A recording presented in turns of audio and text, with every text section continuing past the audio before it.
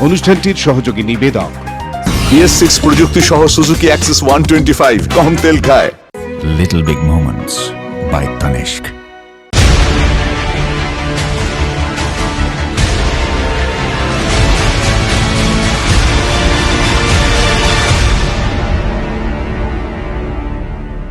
শুরু করছি বাংলা জানতে চায় সঙ্গে লাইভ ঋতব্রত। গোটা দেশ জুড়ে এখন প্রত্যেকে, বিশেষ করে যারা খবর পছন্দ করেন, খবর সম্পর্কে খবর রাখতে চান, তারা মাদক কাণ্ডের দিকে তাকিয়ে আছেন।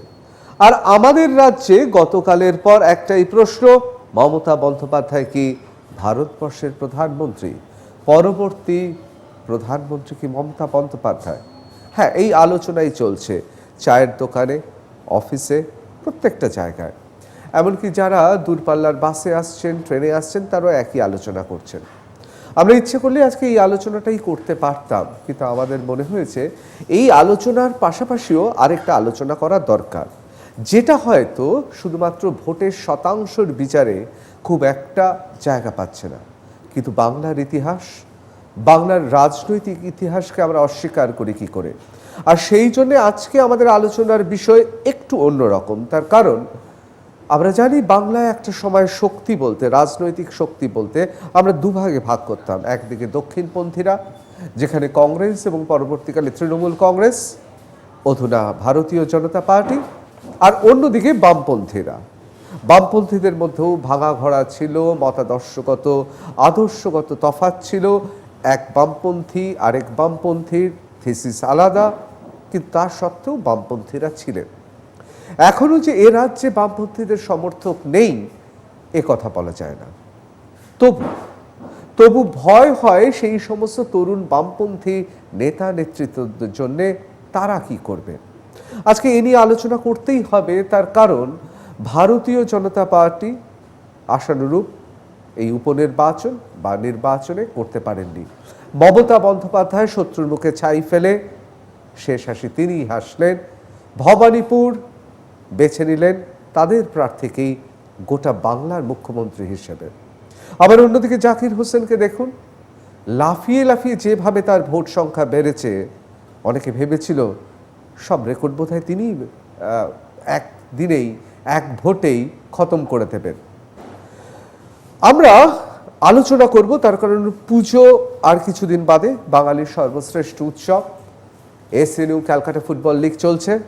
আবার পুজো আর ফুটবলকে কেন্দ্র করে দেশপ্রিয় পার্কে একদম বলা যেতে পারে দারুণ সব ঘটনা। 6 তারিখে আপনারা দেখবেন সেখানে 32টা ক্লাব খেলবে এই ফুটবল এবং দুর্গাপুজোকে কেন্দ্র করে। খেলা কিন্তু চলছে, খেলার বিভিন্ন রং রয়েছে। আবার অন্যদিকে দেখতে পাচ্ছি মদন নাচছেন, মদন মিত্র বর্ষিয়ান নেতা, তিনিও নাচছেন কলকাতার প্রাক্তন মেয়র এবং যথেষ্ট গুরুত্বপূর্ণ নেতা, তিনিও নাচছেন। এক ঝলক নাচ দেখে নেব, তারপর আলোচনায় ঢুকবো।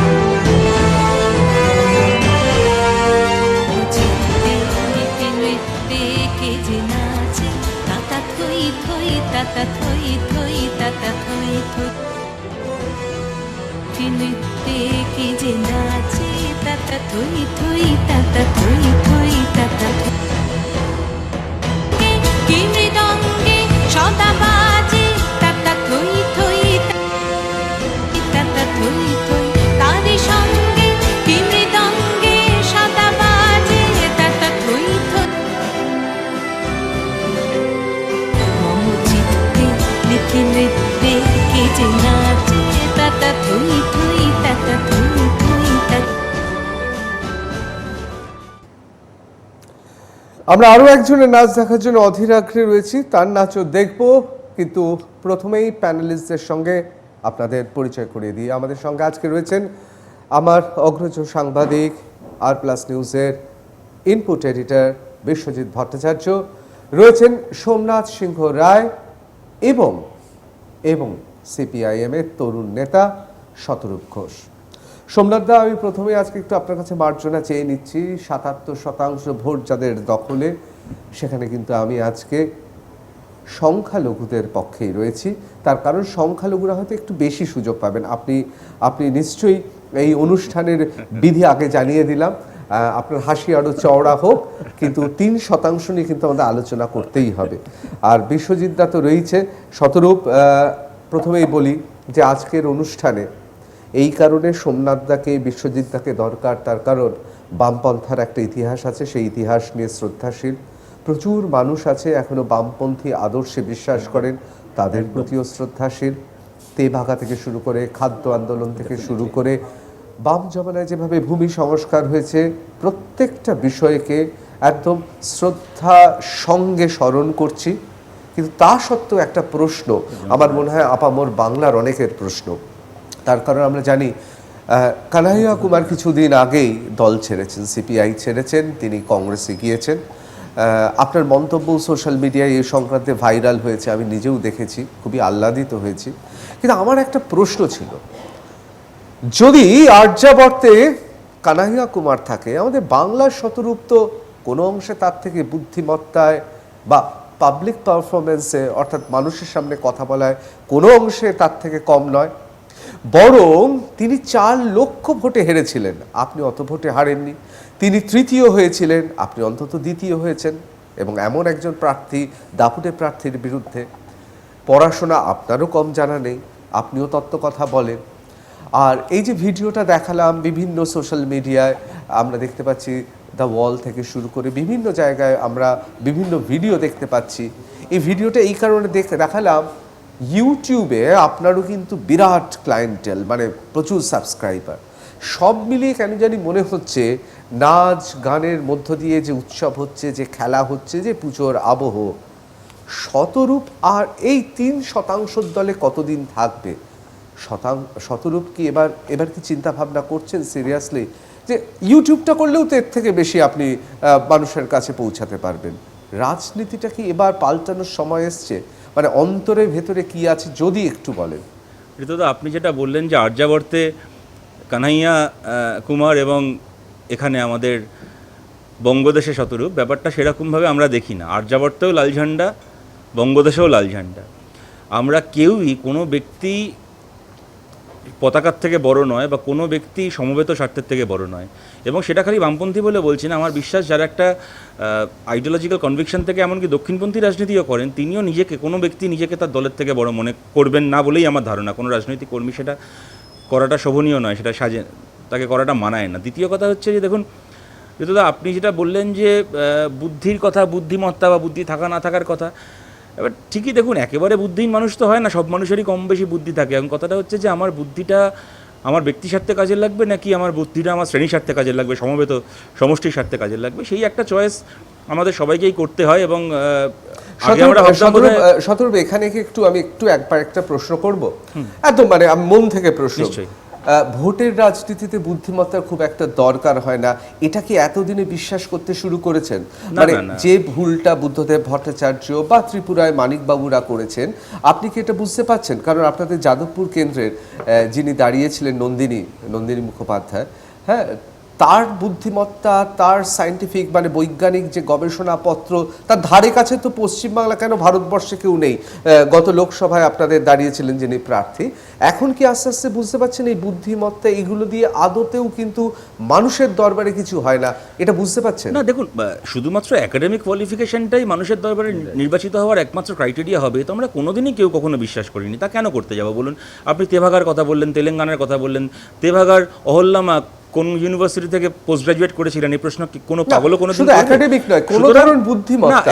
এবার না দেখুন, আমরা ঋতুদা, আমরা ভোটে হেরে গেছি মানে এই নয় যে আমরা সব কিছুর প্রতি বিটার হয়ে গেছি বা সেনাইল হয়ে গেছি, এটা কোনো কমিউনিস্টকে মানায় না। দেখুন আমরা 7টা বিধানসভা ভোটে জিতেছি যে মানুষের রায়, মানুষের বিবেচনা করার ক্ষমতাকে যদি তখন সম্মান করে থাকি, আজকে মানুষের সেই রায়ে হেরে গিয়ে কেন মানুষের বিবেচনা করার ক্ষমতাকে অসম্মান করব?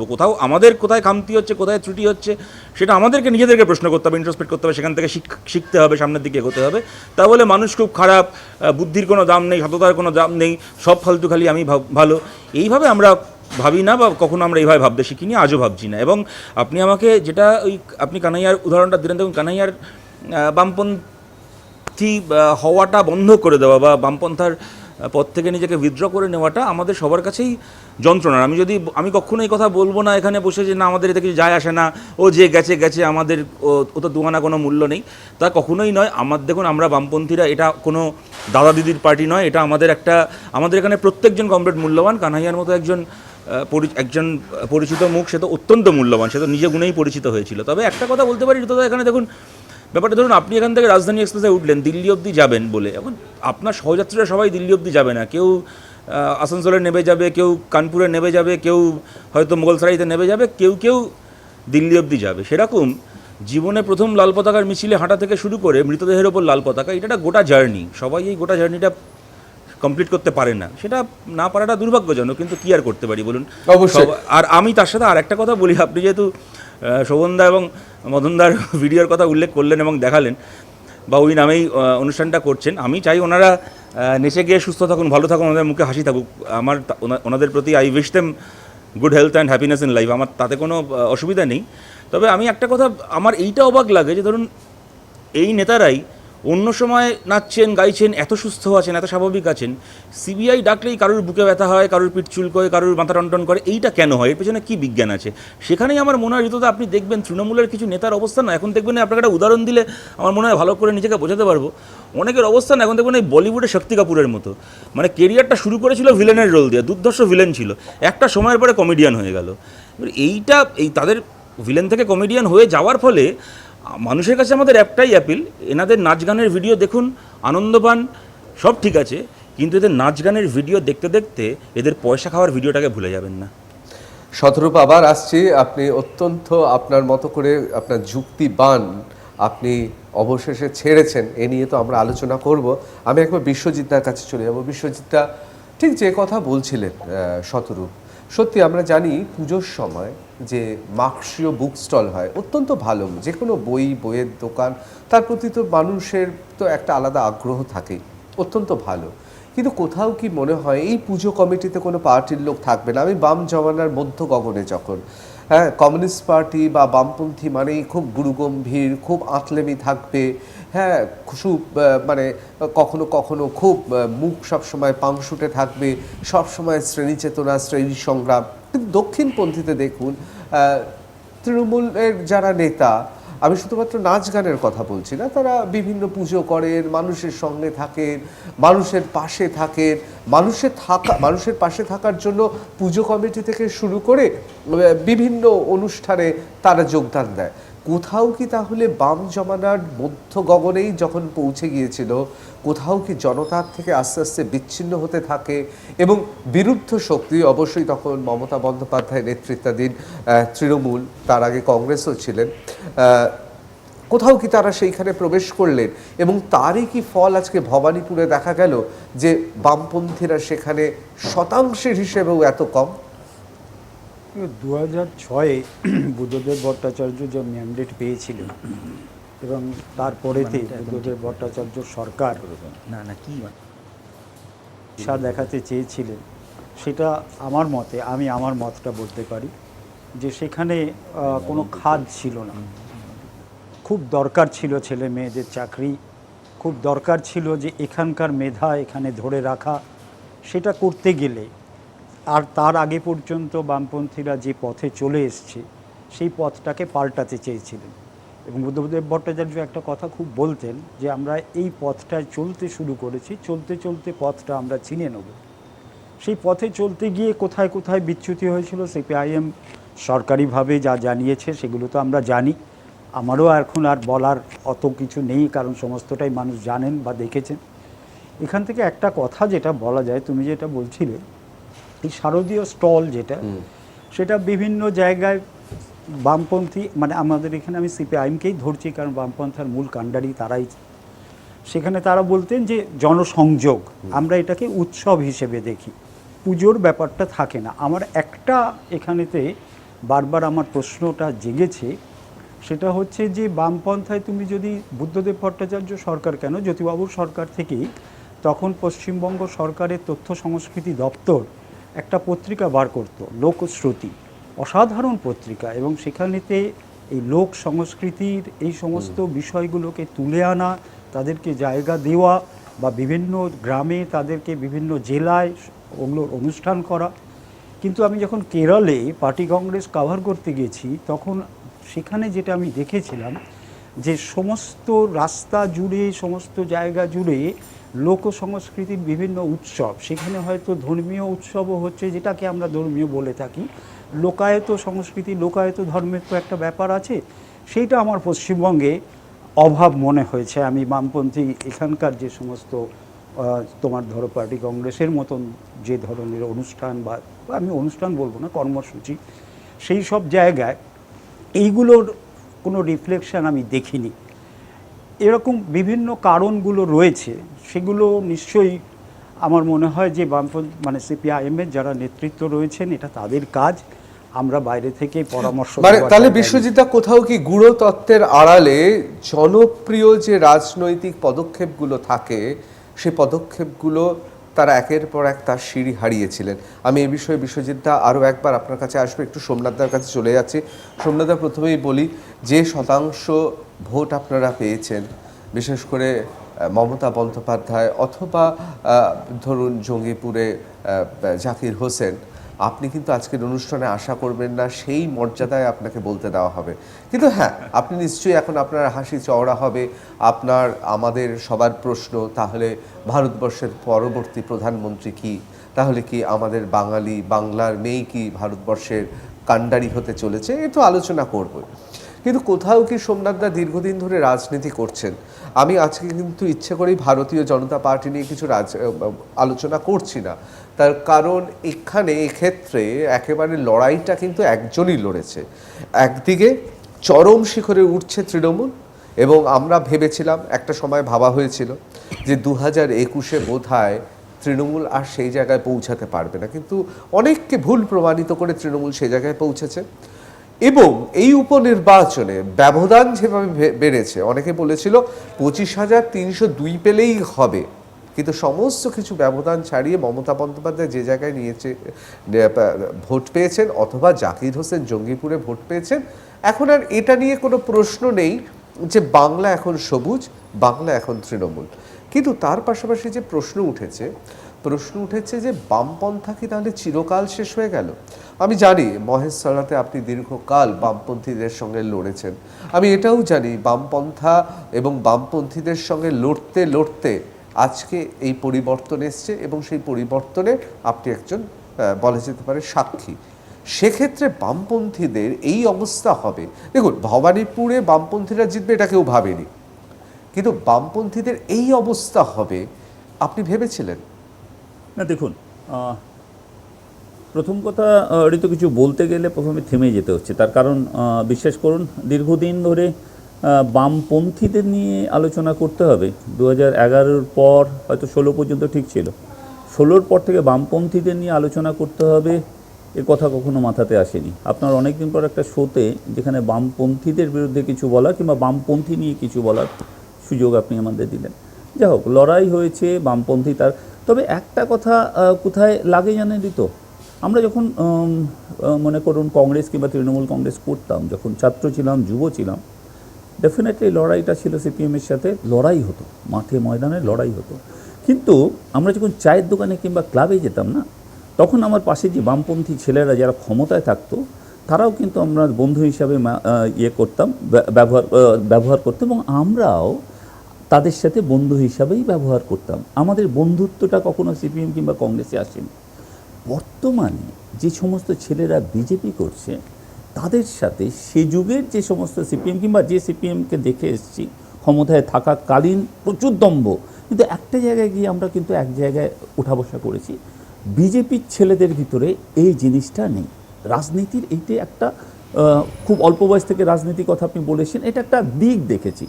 লড়াই হতো, আদর্শের লড়াই, সিপিএমের ক্ষমতা কুক্ষিগতর বিরুদ্ধে আমরা লড়াই করতাম, মানুষকে নিয়ে রাস্তায় নামতাম, প্রতিবাদ করতাম, সামনে থাকতো মমতা ব্যানার্জির মতো নেত্রী, সব ঠিক ছিল। কিন্তু লড়াইটা এমন একটা পর্যায়ে থাকতো যেখানে ব্যক্তিগত সম্পর্ক কখনো আমাদের খারাপ হতো না। এই বিজেপি আসার পর লড়াইয়ের বদলে আমরা আমাদের সম্পর্কটা পাড়ায় পাড়ায় ঠিক রাখবার চেষ্টা করলেও কোথাও যেন তারা মনে করে যে না, ও তৃণমূল কংগ্রেস করে, সুতরাং ও ভালো হতে পারে না। ছিল না তো নতুন এই ভাবধারার রাজনীতি আমাদের বিচলিত করে নিশ্চয়ই। মনে হয় যে রাজনীতি বলে যে শব্দটা, সেইটা এখন একে অপরের উপরে আঙুল তুলে দোষারোপ, কালিমালিপ্ত করা, কোনো রকম কারোর কাছে ডেটা নেই, যা খুশি তাই বলে পালানো, মমতা ব্যানার্জির নীল শাড়ি, সাদা চটি, সিপিএমের 36 বছরের রাজত্ব, এ ছাড়া যেন কিচ্ছু নেই। কোথাও সাম্প্রদায়িকতার কথা ছাড়া বিজেপি কিছু বলবে না। আজকে ভবানীপুরে নির্বাচন, আপনি জানেনই তো, আপনি অনেক দিন ধরে রাজনীতি করছেন, ওখানে বলা হলো 34% অবাঙালি হিন্দু আছে, সুতরাং প্রার্থী বাঙালি করলে হবে না, ওখানে একজন অবাঙালিকে প্রার্থী করো। আমরা এই রাজনীতিতে অভ্যস্ত ছিলাম না কখনো। আমাদের ভিতরে হিন্দু, মুসলমান, বাঙালি, অবাঙালি কখনো ঋতব্রত ছিল না রাজনীতিতে। বিজেপি আসার পর এই রাজনীতি আমাদের সমাজটাকে শেষ করে দিচ্ছে। অবশ্যই আমি সোমনাথদা আপনার কাছে আসবো, একবার বিশ্বজিৎদার কাছে যাব। বিশ্বজিৎদা, সোমনাথদা যে প্রসঙ্গ উত্থাপন করলেন, হয়তো খুব বুদ্ধিমত্তার সঙ্গে তিনি কথাটা খুব কৌশলে বললেন যে মেরুকরণের রাজনীতিতে বামপন্থীরা এখন শূন্য, তার কারণ বাংলায় এখন দুটোই শক্তি। মেরুকরণের রাজনীতিতে বামপন্থীরা কেন শূন্য হলো, এটা একটা খুব বড় প্রশ্ন। তার কারণ 2004 সালে যখন বামপন্থীরা কংগ্রেসকে সমর্থন দিয়েছিল, সেটার মূল কারণ ছিল কিন্তু সাম্প্রদায়িক শক্তিকে রোখা। 2001 থেকে আমি বলবো না কার থেকে শুনেছি, কোথা থেকে শুনেছি, আমি একটা ছোট্ট ঘটনা বলছি। 2001 সালে শারদীয়া গণশক্তিতে জ্যোতিবাবুর লেখা আনতে গিয়েছিলেন যিনি, জ্যোতিবাবু তো বলে দিতেন কয়েকটা পয়েন্ট, তারপরে লেখা হতো, তারপরে ওখানে শোনানো হতো। কংগ্রেস সম্পর্কে উনি বলেছিলেন যে আমাদের একটু নরম মনোভাব নিয়ে এখন চলতে হবে, কারণ সারা দেশের রাজনীতি যে বিপজ্জনক দিকে যাচ্ছে, তাতে আমাদের পথ বদলাতে হবে। এই যে ধারণা জ্যোতিবাবুদের, এই যে সাম্প্রদায়িক শক্তি বড় হচ্ছে, তাকে রুখতে হবে। আর আজকে সেখানে একটা সাম্প্রদায়িক শক্তি উঠছে আর বামপন্থীরা নামছে, এটা যথেষ্ট পীড়াদায়ক। আমি এখনও বিশ্বাস করি যে যদি সাম্প্রদায়িক শক্তিকে রুখতে হয়, ভারতবর্ষে বামপন্থীদের কোনো বিকল্প নেই। এই বামপন্থার একটা বড় ধারা রয়েছে আমাদের এখানে। যখন তোমার স্বাধীনতার পরে যখন এখানে দাঙ্গা হয়েছে, তখন ট্রাম্প শ্রমিকদের যে ভূমিকা বা কমিউনিস্টদের যে ভূমিকা বা বামপন্থীদের যে ভূমিকা, এই ভূমিকাটাকে কোথা থেকে অস্বীকার করব? অবশ্যই অবশ্যই কেন চলে গেল? অবশ্যই বিশ্বজিৎদা, এই প্রসঙ্গে আমরা আলোচনা করব, তার কারণ অত্যন্ত গুরুত্বপূর্ণ বিষয়। বর্ষিয়ান মার্ক্সবাদী নেতা জ্যোতি বসু বলেছিলেন পথ বদলাতে হবে, কিন্তু বদলে গেল সমস্ত কিছু, কিন্তু বদলান না কমিউনিস্ট পার্টি, বামপন্থীরা।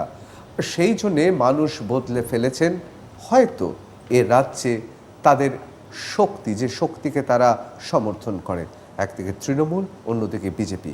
কিন্তু সত্যি কি তাই? সমীকরণটা এতটাই সোজা? একটা ছোট্ট বিরতির পর ফিরে আসবো বাংলা জানতে চায় সঙ্গে লাইভ ঋতব্রততে।